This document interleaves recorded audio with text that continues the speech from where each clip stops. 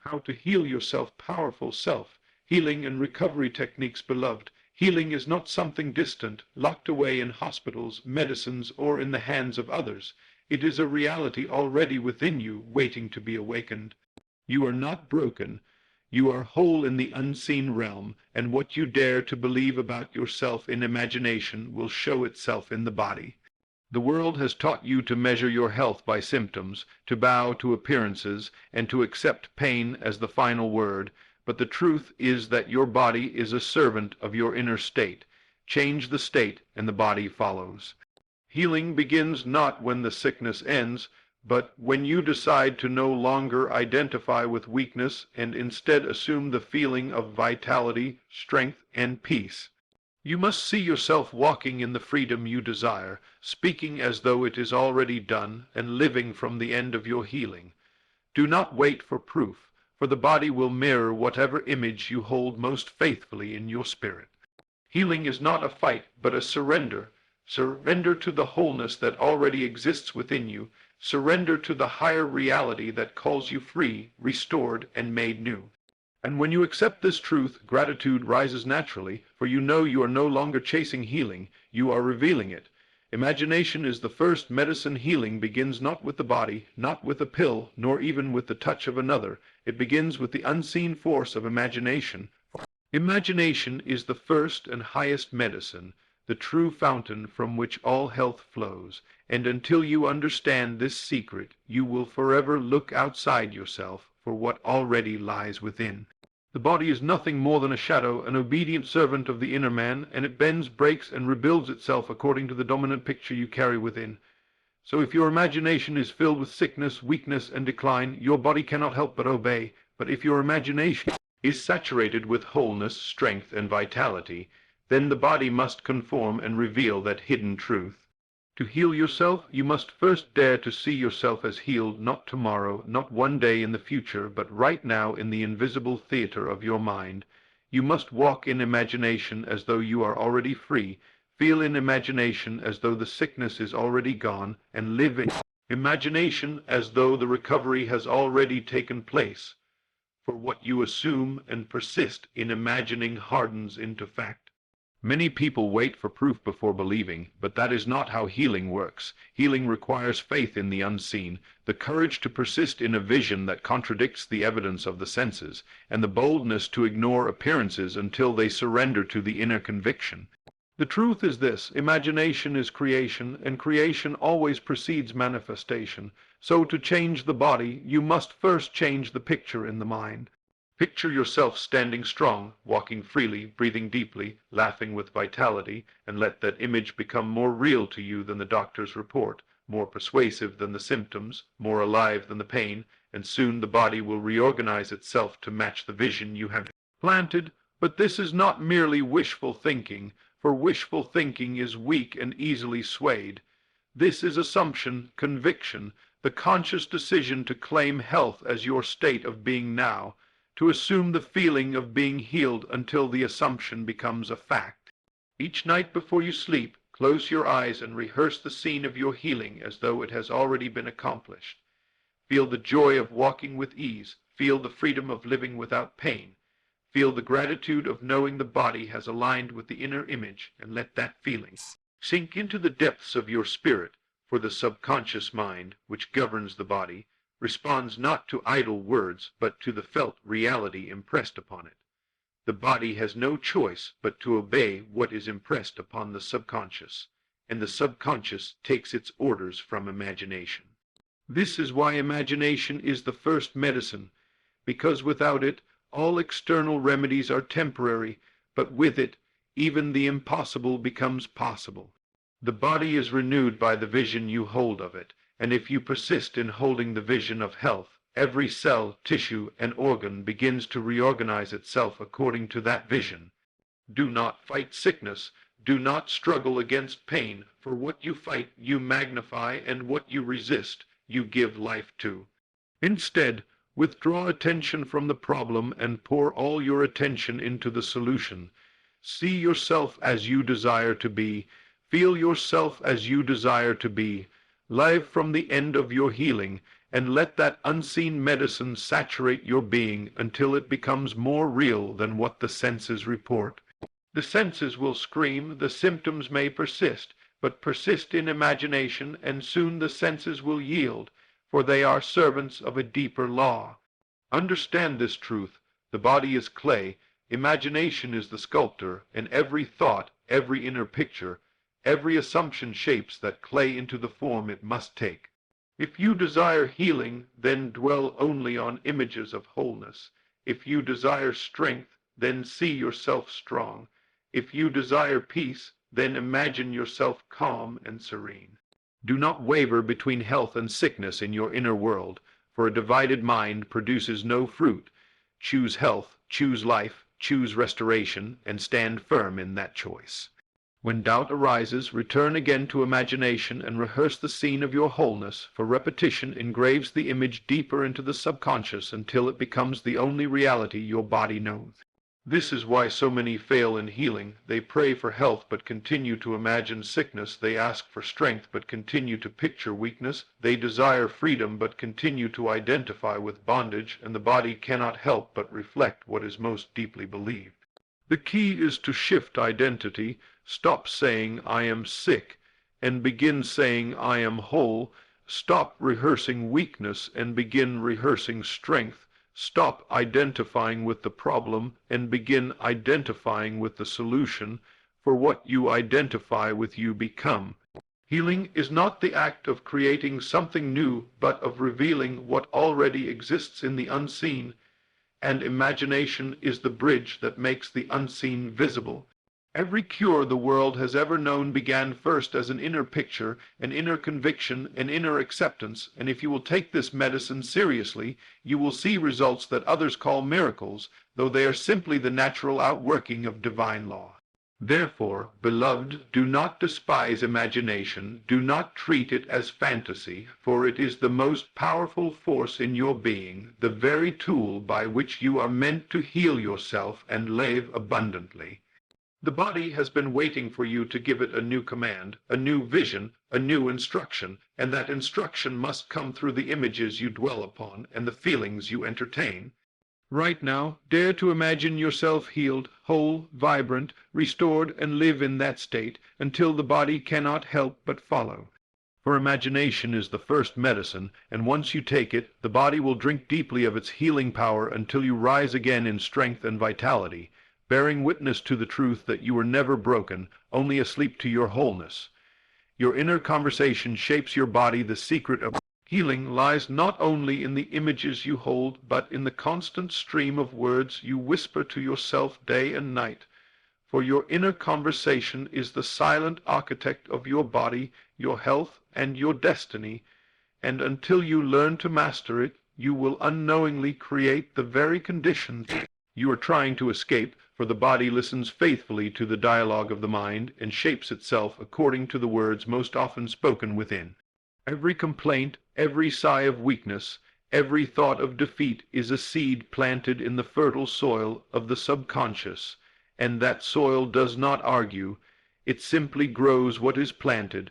So when you say, "I am tired, I am weak, I am in pain," the subconscious accepts it as instruction, and the body begins to organize itself around that command. But when you instead say, "I am strong, I am whole, I am renewed," the subconscious takes those words as orders and directs the body to align with them, and though the change may not appear instantly, the command is working beneath the surface, reshaping every cell, every organ, every system to reflect the truth you persistently declare. You may not realize it, but you are always in conversation with yourself, sometimes aloud but most often in silence, and that conversation is the most powerful influence upon your health, for the body is a perfect servant of the voice within. If you constantly rehearse stories of sickness, you prolong sickness. If you constantly repeat stories of healing, you accelerate healing, for the subconscious does not discern between truth and lie. It only responds to repetition and conviction. This is why the ancient wisdom has always said, "Let the weak say, I am strong," because the moment you speak it within, you are sowing the seed of strength, and when you nurture it with persistence, it must grow into visible strength. Your inner conversation shapes your body because the body is nothing but the outer shadow of your inner assumptions, and every word spoken inside is an assumption in seed form, destined to harden into fact unless uprooted. Consider how often you talk to yourself without even noticing. When pain strikes, you immediately mutter, "This is getting worse." When fatigue sets in, you whisper, "I can't keep going." When the future looks uncertain, you declare things will never change, and each of those statements is taken as law by the subconscious, producing in the body the very conditions you fear. But you can reverse this process by choosing deliberately what to say within, by refusing to give energy to words of weakness, and instead clothing yourself in words of strength, for words are not mere sounds, they are forces, they carry vibration, they carry power, and when repeated they carve new patterns in the mind that the body must follow. To heal yourself, therefore, you must become a guardian of your inner speech, refusing to let idle, negative chatter flow unchecked, and instead turning every inner dialogue into a declaration of life, health, and renewal. When pain whispers, answer back with, "I am healed." When doubt intrudes, respond with, "I am whole." When fear shouts, silence it with, "I am restored." This is not self-deception but self-creation, for you are not lying to yourself. You are choosing the higher truth that the body has not yet caught up to, and by persisting in that truth, you draw it into visibility. Healing is not about denying symptoms, but about denying them the final word, for the final word belongs to the inner voice, and if that voice declares wholeness, then the body must eventually yield. Think of your inner conversation as the script of a play, and your body as the actor. Whatever the script demands, the actor must perform. If the script says sickness, the actor limps and groans. If the script says strength, the actor stands tall and radiant, and you alone are the author of the script, so why write tragedy when you can write triumph? Every day you have the chance to rewrite the script of your body by choosing new words within, by canceling old statements of defeat and replacing them with declarations of victory. This is the essence of true self-healing, not waiting for the body to improve before speaking differently, but speaking differently until the body improves. Remember, faith comes by hearing, and your body hears what you say within. So if you constantly speak weakness, you build faith in weakness. But if you constantly speak wholeness, you build faith in wholeness, and that faith manifests in form. Some will argue, "But I cannot lie to myself. I am sick, I feel pain, I see weakness." Yet they fail to understand that truth is not what the senses report, but what the spirit declares, and if you side with the senses, you stay bound, but if you side with the spirit, you rise above. Your inner conversation is the battleground, and whichever voice dominates becomes the law of your being. Do not underestimate the power of a single repeated phrase, for repetition engraves it deeply into the subconscious, and soon the body obeys without resistance. This is why affirmations work, not because of the words alone, but because of the repeated assumption carried in those words, for when you affirm, "I am healed," with conviction, you are impressing the subconscious with a new command, and once impressed, it must manifest. The key is persistence, for the body will not change if you affirm health once, but then complain of sickness 10 times more. The seed grows only when watered daily, consistently, faithfully. Each time you catch yourself speaking words of defeat, cancel them immediately and replace them with words of life. For every word is a seed, and you must choose carefully what garden you plant. This may feel unnatural at first, for you are breaking old habits of speech, but soon it becomes your new nature, and the more you speak life within, the more life flows through your body. The greatest healers are not those who lay hands or prescribe herbs alone, but those who master the inner tongue, for the inner tongue writes the script the body must follow. If you will take this seriously, you will find that even without external medicine, your body begins to recover, for the true medicine was always your inner word. Speak wholeness and wholeness comes, speak strength and strength rises, speak peace and peace manifests, for the body is clay shaped by the inner voice, and you are the potter. Do not let the voice of fear dominate the conversation, for fear produces disease as surely as faith produces healing. Instead, Make your inner voice a sanctuary where only words of life are spoken, and soon your body will become a temple reflecting that inner sanctuary. Your inner conversation shapes your body, beloved, and when you finally realize this, you will stop begging for healing from outside and begin commanding healing from within, knowing that the one who heals you has always been your own silent word.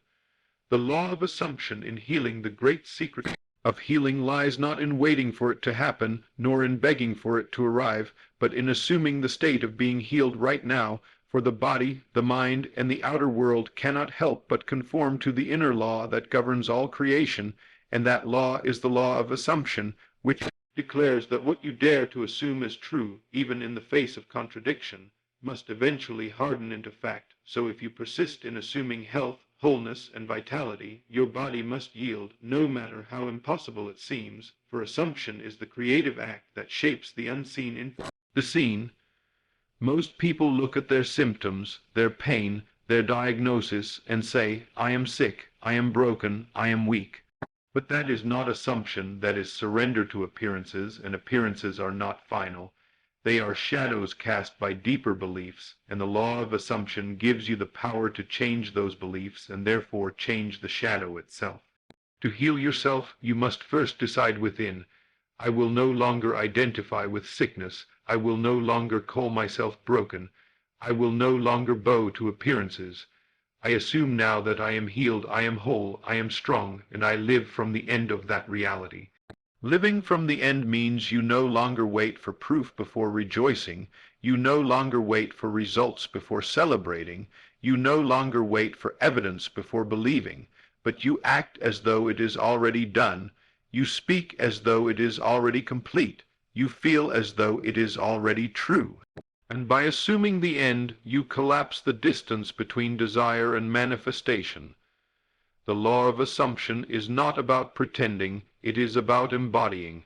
Pretending says, I hope this is true one day, but embodying says, it is true now, and I walk in that truth. And when you embody healing in imagination, your subconscious receives it as fact and begins to reorganize your body to match the assumption. Each night, before you close your eyes, assume the feeling of being healed. See yourself walking freely, laughing with joy, moving with strength, living with ease, and as you sink into sleep, let that assumption become your dwelling place, for the subconscious is most receptive in that drowsy state. And what you assume in that moment carries immense creative power. Do not assume sickness even for a moment, for the subconscious accepts whatever you persist in feeling, and if you rehearse weakness, you are commanding weakness, but if you rehearse wholeness, you are commanding wholeness. This law is impartial. It does not judge between good or bad, health or sickness, peace or pain. It simply gives form to the assumption most deeply held. So your task is to choose wisely, to refuse to assume what you do not want, and to deliberately assume what you do desire until it feels natural, until it feels inevitable, until it feels like your true state of being. The body is like a mirror, and assumption is the face you show it. If you show it sickness, it reflects sickness. If you show it healing, it reflects healing, and the reflection may not appear instantly, but persist in holding the new face, and soon the mirror must change. Think of a man rehearsing a role for a play. Though he may not be the character at first, the more he assumes the role, the more naturally it becomes part of him, until he no longer acts but simply is the character. And so it is with healing. At first it may feel like play acting to say, I am healed, while the body still aches, but the more you persist in assuming the state, the more natural it becomes, until you no longer have to declare it. You simply live it, and the body follows. Many fail because they assume healing for a few moments and then return to assuming sickness the rest of the day. They go to bed with hope but wake up rehearsing fear, and the law cannot yield to divided assumptions. To master healing, you must discipline the mind to assume health consistently, to reject every appearance that contradicts it, and to live inwardly from the state you desire. For when assumption becomes your dwelling place, the body has no choice but to obey. Do not confuse assumption with effort or strain. This is not about forcing belief or fighting symptoms. It is about relaxing into the state of already being healed, about surrendering to the reality of wholeness that already exists within, about resting in the finished work of healing rather than striving to make it happen. When you assume you are healed, gratitude naturally flows, for gratitude is the evidence that you have received, and when you feel thankful before the evidence appears, you are sealing the assumption as fact in your subconscious. Walk as though the healing is complete. Speak as though it is done. Think as though it has already manifested, and soon the outer world will confirm what you have assumed within. The law of assumption is the hidden medicine behind every so-called miracle. For what men call miracles are nothing but the natural results of unshakable assumption.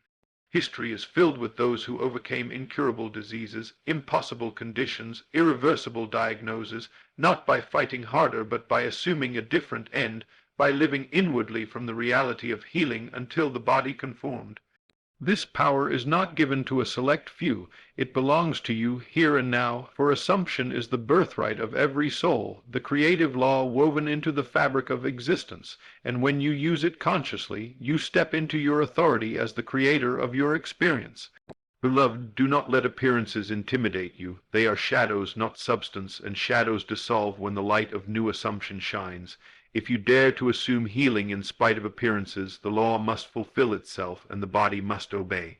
This is the great gift of life, that nothing is fixed, nothing is final, nothing is beyond change when you change within. Take this law into your heart, practice it daily, persist in it unwaveringly, and you will see that healing is not a miracle reserved for the few, but a law available to all who dare to assume the end and live from it. For truly, the law of assumption is the secret key, and once you turn it, every door to healing swings open, revealing the truth that you were whole from the beginning. The power of rest and stillness, true healing, does not come through constant struggle, endless effort, or restless striving, but through the deep and sacred power of rest and stillness, for it is in the quiet surrender of the heart that the body finds permission to repair, the mind finds space to renew, and the spirit reclaims its authority over the outer world, and until you learn this secret you will exhaust yourself, chasing healing while ignoring the very atmosphere in which healing naturally unfolds. The world has taught you that to recover you must fight harder, resist more, and never stop striving, yet this only binds you tighter to the very condition you are trying to escape. For what you resist, you give energy to, and what you fight, you magnify, but when you withdraw from the fight, when you rest in the awareness that the healing is already accomplished, the body finally has space to align with that truth. Rest is not laziness, stillness is not weakness. Rest is alignment, stillness is power, for when you still the chatter of the mind and silence the arguments of fear, you open yourself to the deeper current of life that flows effortlessly, and that current carries healing within it.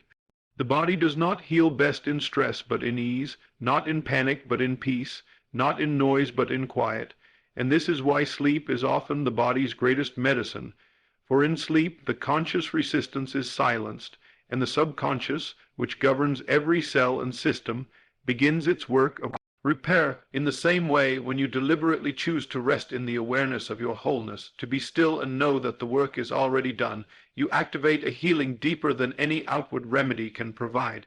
Stillness is the soil in which the seeds of assumption grow. Without stillness, imagination is scattered by doubt and fear, but in stillness, imagination roots deeply and produces fruit. This is why moments of quiet meditation, deep breathing, and inner silence are so transformative, for in those moments you step out of the storm of appearances and into the calm of truth. When the body is screaming with pain, when the mind is racing with fear, your natural tendency is to fight, but the higher way is to be still, to acknowledge the noise but refuse to engage it, to let it pass like clouds while you remain anchored in the silent conviction of wholeness. Stillness is not ignoring reality, it is resting in a higher reality until the lower one dissolves. In stillness you remember that you are not the sickness, not the pain, not the diagnosis. You are the awareness behind it, and in that awareness you are whole.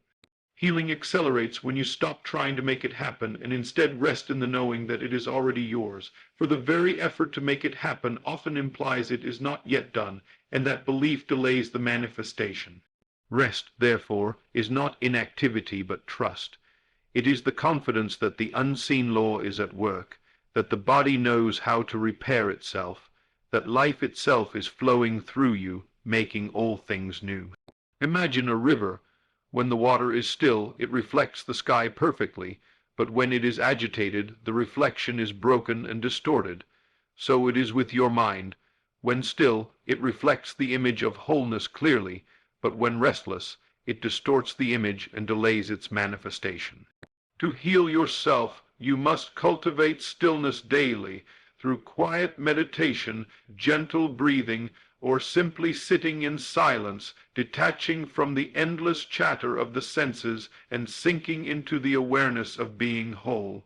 Each moment of stillness is a moment of surrender, a moment of trust, a moment where the body is free to do its divine work of restoration without interference. Many are afraid of stillness, for in stillness they must face themselves, they must face their thoughts, they must face their fears, but it is in facing them without resistance that those fears dissolve, and in their place comes peace, and peace is the atmosphere in which healing blossoms. Consider how often you keep yourself busy, restless, filled with noise, as though silence itself were dangerous. Yet it is in that silence that your power lies, for there you remember who you are beyond the body, beyond the condition, beyond the temporary circumstance. Rest is not something you earn after healing. It is the very condition that makes healing possible. When you stop striving, when you release the burden, when you let go of the fight, you discover that healing was never about forcing the body into change, but about aligning with the wholeness that already exists within you. Stillness is surrender, not to sickness, but to health, not to defeat, but to victory, not to despair, but to peace. When you sit in stillness and simply breathe, when you close your eyes and imagine yourself whole without effort, when you rest in gratitude for what is already accomplished in the unseen, you create the perfect climate for recovery. Do not mistake noise for progress. True transformation happens in silence. A seed grows not because you dig it up and force it, but because you let it rest in the soil, undisturbed, until it breaks forth in due season, and so it is with you. The seed of healing has already been planted in your imagination, and in stillness it takes root, in rest it germinates, and in time it manifests. Trust the process enough to rest, believe in the law enough to be still, and you will see how quickly the body aligns with the conviction of the spirit. Beloved, learn the art of sacred rest. Set aside moments each day to withdraw from the noise of the senses and dwell in the quiet of the spirit, to stop talking about the sickness, to stop rehearsing the pain, to stop worrying about the outcome, and instead rest in the assurance that it is already done. The power of stillness is greater than all the restless effort of the world, for in stillness you align with the eternal, and the eternal always overrides the temporary. In your rest, the healing flows. In your stillness, the restoration unfolds. In your surrender, the body rises again in strength, bearing witness to the truth that healing is not achieved by struggle, but revealed by rest. Gratitude as the final seal of healing. The journey of healing, whether of the body, the mind, or the heart, is not complete until it is sealed with gratitude, for gratitude is the invisible signature that affirms you have already received, the sacred acknowledgement that the unseen has been accepted as real, and the joyful recognition that what was longed for has already been given, and until you give thanks in faith, the cycle of healing remains unfinished, for gratitude is the final act that draws the invisible into visibility and anchors the spiritual into the physical.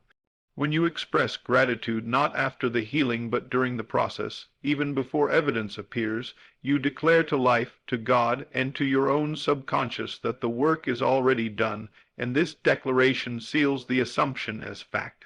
Gratitude is not mere politeness, not a hollow thank you uttered in passing, but a profound inner feeling, a deep awareness of fullness, a recognition that wholeness already belongs to you, and that you are now living from that state. The body, like a faithful servant, listens to the emotional tone of your being, and when you radiate gratitude, it interprets this as confirmation that healing has been accomplished, and it begins to reorganize itself to match that truth. This is why those who live in constant complaint prolong their sickness, for complaint is the language of lack, and lack produces more lack. But those who live in gratitude accelerate their recovery, for gratitude is the language of abundance, and abundance multiplies. Gratitude is the fragrance of faith.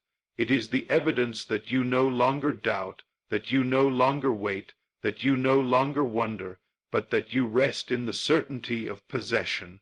When you give thanks for your healing before it appears, you have shifted your focus from waiting to receiving, from hoping to knowing, from desire to fulfillment, and this shift is the very catalyst that brings healing into form.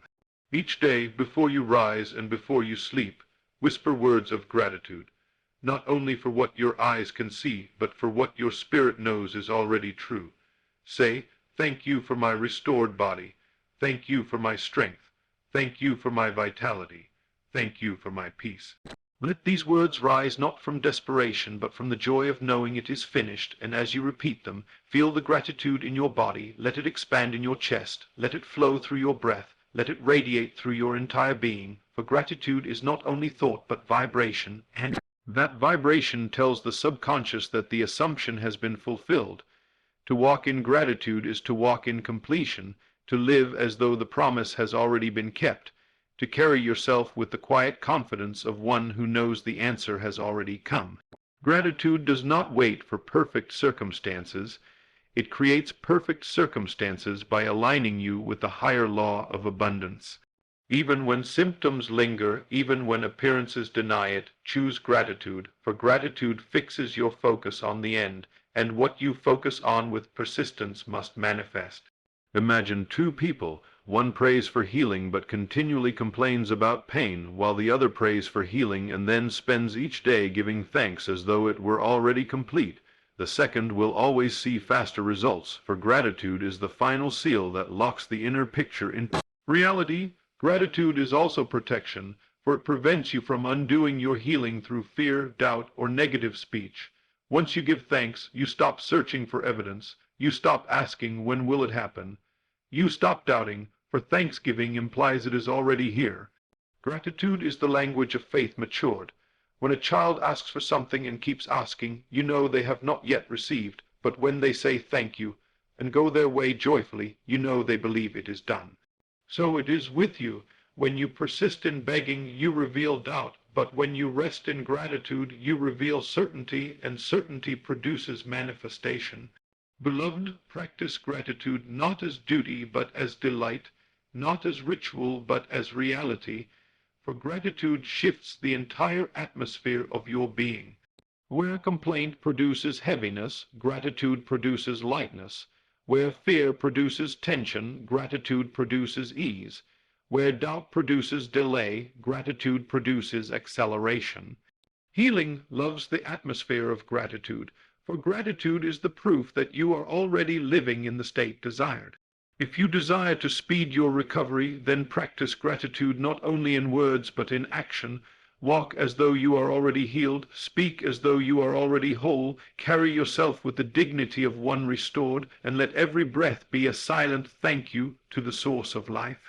Gratitude multiplies itself. The more you give thanks, the more reasons you find to be thankful, and the more reasons you find, the faster the healing unfolds, until your entire being is a testimony of thanksgiving. Gratitude is not confined to great miracles, but is exercised in small things too. Thank life for every breath, every step, every moment of strength, no matter how small, for each expression of thanks magnifies what you acknowledge, and soon the small becomes great. When you feel tempted to fear or complain, interrupt the thought with gratitude. Say, "Thank you for healing already at work in me," and in that moment you shift the vibration of your being back into alignment with health. Gratitude is the final seal of healing because it is the state of receiving, the acknowledgement that there is nothing more to strive for, nothing more to chase, nothing more to doubt. It is finished, and you are now simply enjoying the gift. To live in gratitude is to live in the fullness of life, For gratitude not only heals the body, but heals the mind, heals the emotions, heals the heart, and opens the door to greater abundance in every area of life. Gratitude is contagious. It spills into your relationships, your work, your environment, until everything you touch begins to reflect the abundance of your inner state. The healed person is not the one who has no symptoms, but the one who has learned to give thanks in all things, and in that thanksgiving they draw healing into full expression.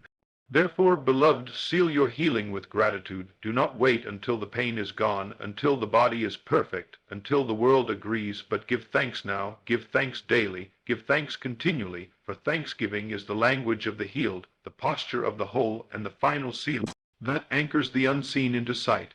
Gratitude is the evidence that you already possess, and possession always reveals itself in form. So let every word of your heart be thank you. Let every breath be thanksgiving. Let every day be saturated with gratitude. And as you do, the healing you have assumed, the healing you have imagined, the healing you have rested in, will stand complete before your eyes, sealed forever by the power of a grateful heart.